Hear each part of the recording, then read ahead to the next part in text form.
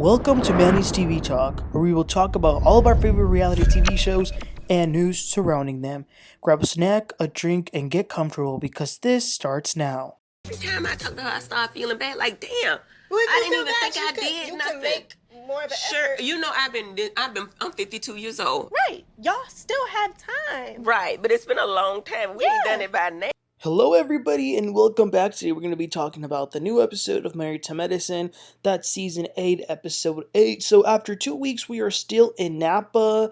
Just like the Potomac girls, we're still in Austin. They're dragging these trips, but the ladies are waking up to one more day. We see them get ready, catch up on some stuff. Dr. Heavenly and Dr. Jackie are eating breakfast together. Heavenly jokingly says, well, this has been a crazy trip, and we've kicked out some people out of this island.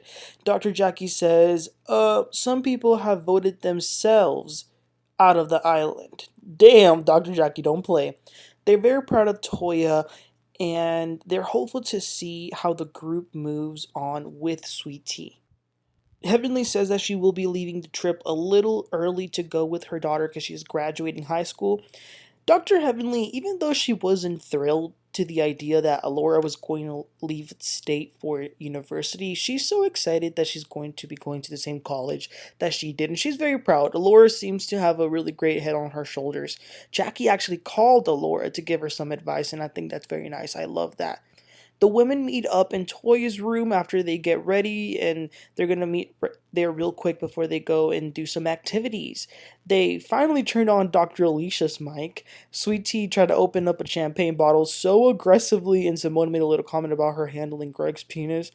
Toya tells them that Sweet Tea, Heavenly, and Jackie will be together going on a tuk-tuk tour and looking at some animals and some wildlife and stuff like that. Toya, Phaedra, Alicia, and Simone will be going to a spa to have some mud baths. By the way, everybody was in the room except Phaedra. Phaedra didn't meet them until they were out in the cars ready to go. I love Phaedra, but she needs to stop being late. She claimed that she had diarrhea, but she's always been late since the Atlanta Housewives, and that's kind of rude. So they get to the places that they're going. A lot of the ladies, when they got to the spa, were very skeptical and kind of disgusted about the mud baths, but I personally think that it's kind of fun. It's kind of different. Toya and Alicia are the ones that ended up going on the mud baths. Phaedra and Simone just got on a regular water bath. The other 3 ladies are tuk-tucking. They go around town and arrive at a vineyard, and there's a really nice table set up with food. Toya definitely did an amazing job this trip and how she set everything up. So the 3 of them are eating and they're chatting, they're enjoying the moment. But it is in this moment that Sweet Tea kind of realizes that she doesn't really have a lot in common with these ladies, other than the fact that they are black females. She says in her confessional that they're like so out of touch, and it's kind of like if they're a bunch of grandmas. By the way, this grandma comment is what caused the Instagram live fight between Heavenly and Sweet Tea. Last night, I uploaded that, so y'all can go check that out. Let's go back to the 4 ladies at the spa. Simone asks Alicia, how is her husband Kemma doing? This is the first time that he's taking care of the kids. And Alicia says that he now has a new appreciation for her, so he better come through on Mother's Day. Alicia grew up in a single mother household, so she kind of grew up thinking she don't need no man, kind of with that mentality.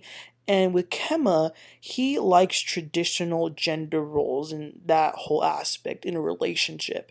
So it's a little bit different, and she's kind of had to adjust to that. Toya then asks Phaedra if she would ever get married again. Now, this was really interesting. Her response is no, because she thinks that it is dangerous for high income people to get married. Simone says, the boys are going to get older and leave the house. And she might not feel lonely right now because she's working and she's busy, but when she stops working so much, she probably will feel a little bit lonely. Looks like Phaedra is still pretty hurt about this dissolution of her marriage with Apollo. They showed some flashbacks to remind us of everything that happened. She says that the kids know because they read. They've seen the headlines, so they know how the marriage ended. But she tries really hard not to talk bad about Apollo, which I appreciate that she does that. She kind of wants them to have their own opinion of their father without her infiltrating on that. But it is kind of sad that a marriage can end so badly that you don't even believe in marriage anymore. But then it was pretty funny. Toya says to Phaedra, Well, I usually answer questions before I get asked. And Phaedra says, well, that's great for you in your household. Bam, shut her right up. We then go back to Atlanta. It's a husband scene with Cecile and Eugene. Cecile's really happy because he's able to smoke some cigars without Simone being there. And they're just chatting and they're talking about Kemma as well and how conservative and traditional he is with Alicia. They think that he's going to have a bit of a shock when he starts to spend more time around the group with women like Toya and Simone who are very different. They will talk whatever and whenever they want. They say that their wives are not submissive, that they're very different. Well, we know Simone's not going to be submissive because she's the breadwinner. But I was a little bit disappointed in the way that they were speaking about Alicia and Kemma's marriage. It's really none of their business how they navigate their relationship, but it really does get on my nerves how sometimes Americans don't understand that there is an entire planet of different cultures and beliefs and customs, and a lot of them, the men are the leaders. I mean, Kemma is Nigerian, and sometimes it's religious too. So I didn't like the way that they were talking about that.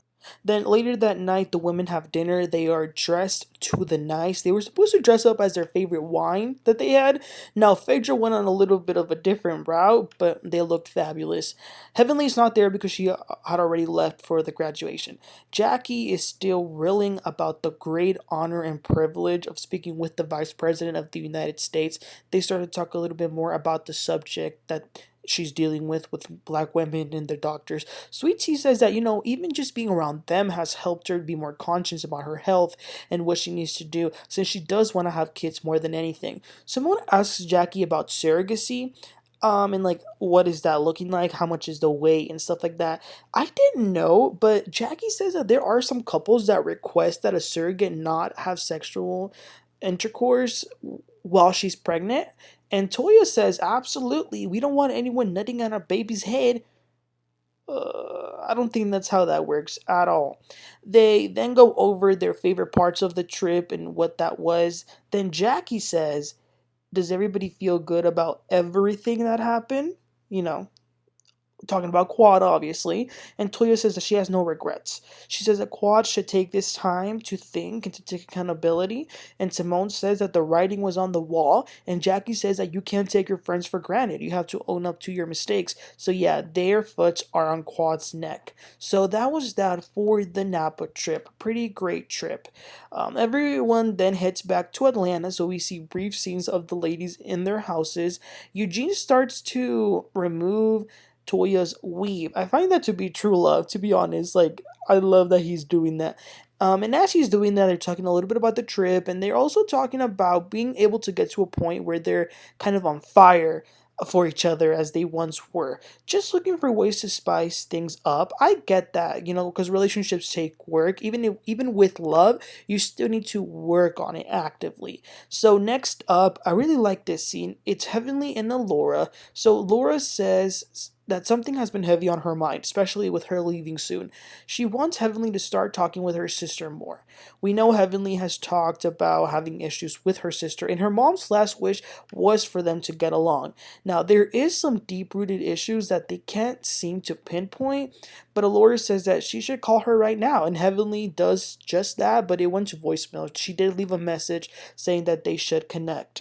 Heavenly does make a comment about her sister being, quote, sensitive and that she cries all the time. So that makes me wonder if Heavenly goes as low and dirty as she does with the other women.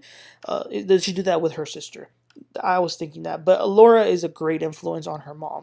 The last scene is Sweetie going to the doctor's office. She goes to Dr. Ashley Davis, a genealogist specialist that Simone referred her to. I'm glad that she went to an outside doctor because Lord know that Sweetie don't need none of these doctors on the show putting her business out there. Sweetie has had a lot of pain in her ovaries. She's had to change her menstrual pads every 3 hours, and the doctor says that's not normal.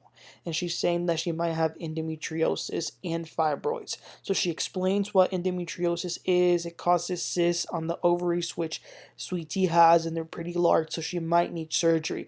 But Sweetie's question is, will this affect me getting pregnant? And the doctor says it will lower the chances and make fertility harder. And poor Sweetie starts to cry. She wants to have a kid, as most women do.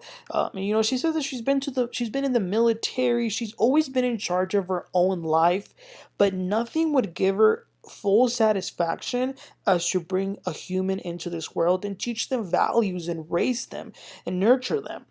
So that's pretty sad. Then they go and have a little checkup. So then she calls Dr. G to tell him the news. She's very upset, but Dr. G was very supportive, and I really liked the way that he comforted her in this call. So that was it for the episode, you guys. It was basically the conclusion to the Napa trip and just a little personal scenes. I mean, Heavenly with her daughter and her sister, and then Sweetie going to the doctor. Nothing too overly dramatic or, crazy, but it was just a good episode. So let me know your thoughts and comments about the episode. What did you guys think? Please don't forget to like and subscribe, and I'll catch you all next time. Have a great one. Bye.